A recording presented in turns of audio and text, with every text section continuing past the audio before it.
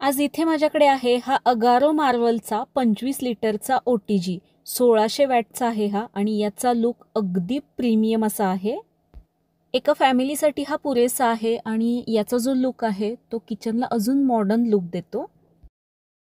इथे साईडचे जे फंक्शन्स आहेत ते मी तुम्हाला सांगते. पहिल्यांदा आहे हे टेम्परेचर कंट्रोल.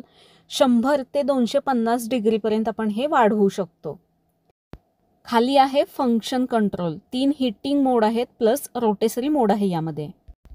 हा आहे टायमर कंट्रोल आणि हा आपण 60 मिनिटापर्यंत याचा टाइम सेट करू शकतो. आपला टाइम संपल्यानंतर याचा आवाज देखील येतो. हा आहे ओव्हन रॅक. हा आपण ग्रिलिंग आणि टोस्टिंगसाठी वापरू शकतो. हा आहे बेकिंग ट्रे जो आपण केकसाठी किंवा कुकीजसाठी किंवा रोस्टसाठी वापरू शकतो. हे गरम झाल्यानंतर हाताने न काढता त्यासाठी हा ट्रे हँडल दिलेला आहे, ज्याच्यामुळे आपण सुरक्षितपणे हा बेकिंग ट्रे किंवा ओव्हन रॅक बाहेर काढू शकतो. कबाब रोस्ट करण्यासाठी हा इथे रोटिसरी रॉड विथ फोर्क आहे आणि हा गरम असताना सुरक्षितपणे बाहेर काढण्यासाठी याला रोटिसरी हँडल देखील दिलेला आहे. यामध्ये मी पनीर टिक्का बनवते. त्यासाठी दही घेतलं, लाल तिखट, गरम मसाला, मीठ, हळद, आलं लसूण पेस्ट, कसुरी मेथी घालायची, फक्त 1 चमचा तेल घालायचं. सगळं छान असं मिक्स करून घ्यायचं. आवडीनुसार यामध्ये मसाले घालू शकता. हे सगळं चांगलं मिक्स केलं की यामध्ये पनीरचे क्यूब्स घालायचे आहेत आणि थोडीशी ढोबळी मिरची देखील मी कापून यामध्ये घातली आहे.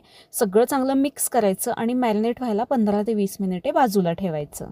इथे मी OTG प्रीहीट व्हायला ठेवते. तर त्याआधी सगळ्यात आधी आपल्याला हा इथे तळाला अशा पद्धतीने फॉईल पेपर लावायचा आहे आणि फॉईल पेपर ठेवत असताना तो वरच्या कॉईलला टच झाला नाही पाहिजे अशा पद्धतीने तो प्लेस करून घ्यायचा आहे.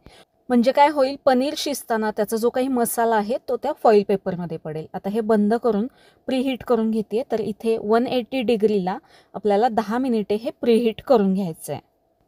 रोटिसरी रॉडचा हा आपल्याला स्क्रू काढून घ्यायचा आहे. एक बाजू काढून घ्यायची आणि त्यामध्ये हे पनीरचे क्यूब्स आणि ढोबळी मिरची घालून घ्यायची आहे. जेवढे बसतील तेवढे पनीर क्यूब्स घालून घेतले आणि शेवटी मी हे लावून घेते. रोटिसरी हँडलने हे अशा पद्धतीने पकडून प्रीहीट झालेल्या OTG मध्ये हे सेट करून घ्यायचं आहे आणि हे मी बंद करून घेते. 180 डिग्रीला हे आपल्याला रोटेसरी मोडला ठेवायचं आणि सुरुवातीला मी 10 मिनिटे लावून घेते. 10 मिनिटे पुरेशी होतात. जर तुम्हाला कमी वाटले तर अजून लावू शकता. 10 मिनिटे झाली आहेत. हे गरम आहे त्यामुळे रोटेसरी हँडलने हे आपल्याला बाहेर काढून घ्यायचं आहे. मस्त आणि जबरदस्त असं हे पनीर टिक्का तयार झाला आहे. पौष्टिक असे मी इथे कुकीज बनवते. त्यासाठी अर्धा कप बारीक चिरून घेतलेला किंवा बारीक केलेला गूळ, त्यामध्ये 3 चमचे मेल्टेड तूप घालायचं, व्हॅनिला एसेन्स घालायचं, सगळं चांगलं मिक्स करून घ्यायचं. आता यामध्ये अर्धा कप नाचणीचं पीठ आणि अर्धा कप गहू पीठ घातलं आहे. यामध्ये 2 चमचे कोको पावडर घालते. 1 टीस्पून यामध्ये आपल्याला बेकिंग पावडर घालायची आहे. सगळं चांगलं मिक्स करून घ्यायचं. हे मिक्स झाल्यानंतर यामध्ये लागेल तसं अगदी थोडं थोडं दूध घालायचं आणि हे अगदी छान मऊसूत असं मळून घ्यायचं आहे. याचा एक गोळा तयार करायचा आहे. आता हे झाकून फ्रीजमध्ये अर्धा तास बाजूला ठेवायचं आहे. अर्धा तास झाल्यानंतर हे फ्रीजमधून बाहेर काढायचं आणि सगळ्यात पहिल्यांदा आपल्याला हा OTG प्रीहीट करून घ्यायचा आहे आणि कुकीजसाठी दोन्ही रॉड हीट होतील असा मोड आपल्याला ऑन ठेवायचा आहे. 10 मिनिटासाठी मी हे प्रीहीट व्हायला ठेवलंय. तोपर्यंत इथे मी कुकीज बनवून घेते. अगदी छान सॉफ्ट असं हे पीठ तयार झालंय. जेवढ्या साईजमध्ये हवेत त्या पद्धतीने असे हे मी कुकीज बनवून घेते आणि याला हवं तर तुमच्या आवडीनुसार शेप देऊन घेऊ शकता. मी या पद्धतीने बनवते.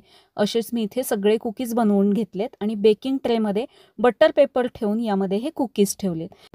प्रीहीट झालेल्या OTG मध्ये आपल्याला हा बेकिंग ट्रे हँडलनी ठेवायचे आणि हे लावून घ्यायचे. 180 डिग्रीमध्ये हे आपल्याला 12 ते 15 मिनिटासाठी मी इथे सेट करून घेतले.